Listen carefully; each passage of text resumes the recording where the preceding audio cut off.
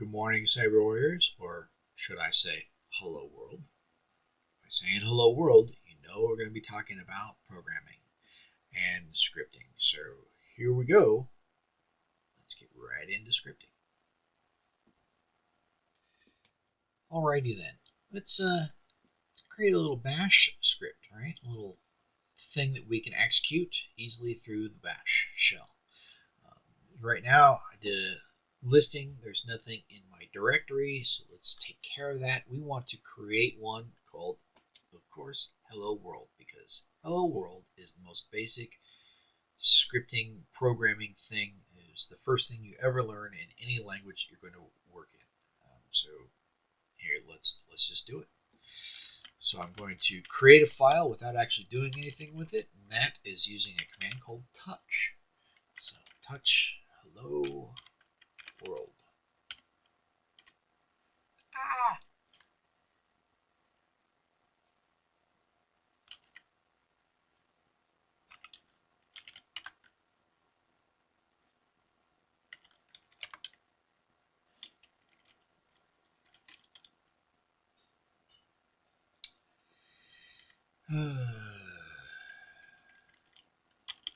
That's right. We need to move this file. That's it. So, ls, boom. And we see that it is now a file that exists on the system. Let's take a look at it in a different way. I like to do this because it shows more information, and I'm going to just restrict it a little bit more. Let's clear the screen and do that again. Okay, so what do we know about the file?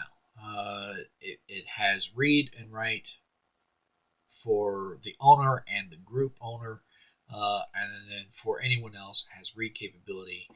That's really not going to help us a whole lot, but right now there's nothing in it. So we cat hello world, and we see there's no results. So let's fix that. We're going to do that using nano. Nano hello world.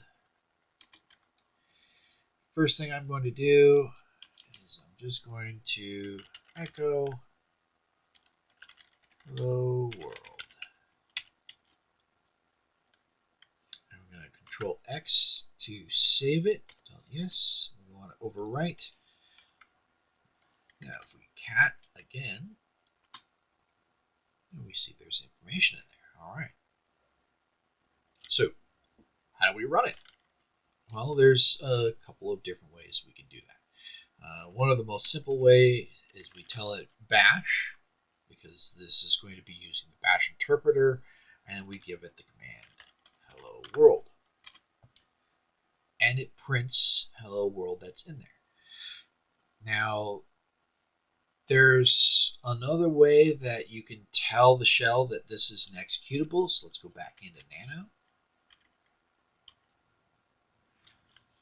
And what we want to add in is we tell it that it needs to be interpreted through the bash shell. So we're going to do a pound exclamation or bang slash bin slash bash. And we're going to close that out, save it, and we can just call it hello world. Oop, nope, we call it this way.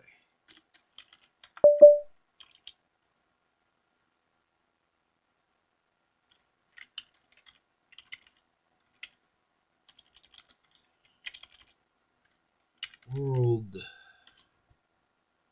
permission denied, right? So what's wrong with it? We own it, right?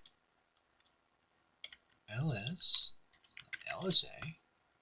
Oops, let's clear that again. Clear ls lsa.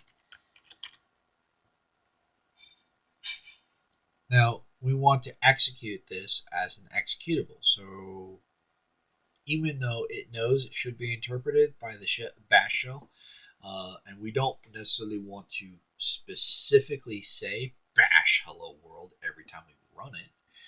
We have to do something to make it executable. And chmod, so we're going to do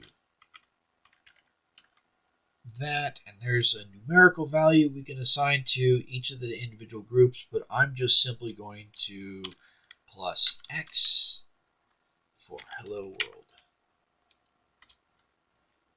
Now let's run that LSA again, and now you see that it's changed color. And that color indicates that this is an executable program now. So if we just do an ls, we can see folders are blue, flat files were white because it was white before and it was a flat file, and now it's executable, so it is green. So color coding helps indicate what those are. But anyway, let's run it. So now we can hello world, and you see that it auto completes this time around. That is a good indicator that it is an executable that you can run through the /. All right, so let's do a little bit more with that, right? Nano hello world, and let's just go to the end of this line, and we're going to say, excuse me.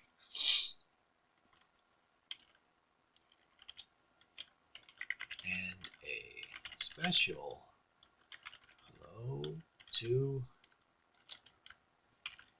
who am I? Remember, if you are putting it into a $sign and the parentheses, it's an execution, that a command that will be executed.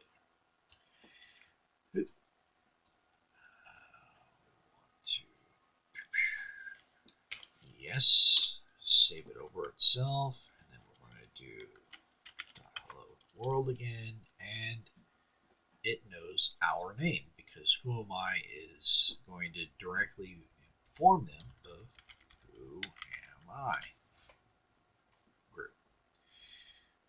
In this case, is whoever you're logged into. So what if you want to get information about the user?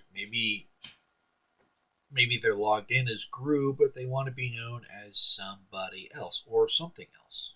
How do we make changes to that? So let's go back in real fast. And hello. All right. So let's actually add a line in here. So we're going to do echo, who are you? And we're going to give it a variable that we want to read into. So read who, because we're asking who are you? And then we're going to clear the screen because we would like to have a nice fresh screen at the top. And then let's see here, we're going to do, that's not a command. It's, actually, let's just do a bunch of changes here. Hello. And who is the variable that we're setting in there, right? May I assist today?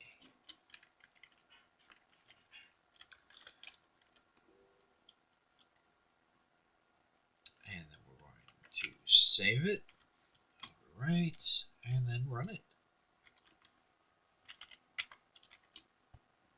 Who are you? The Kilt Guy.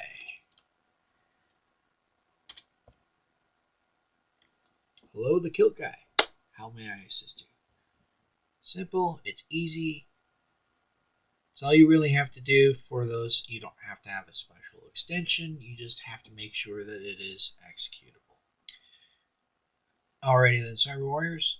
What we've done just now is write our first script within the bash shell.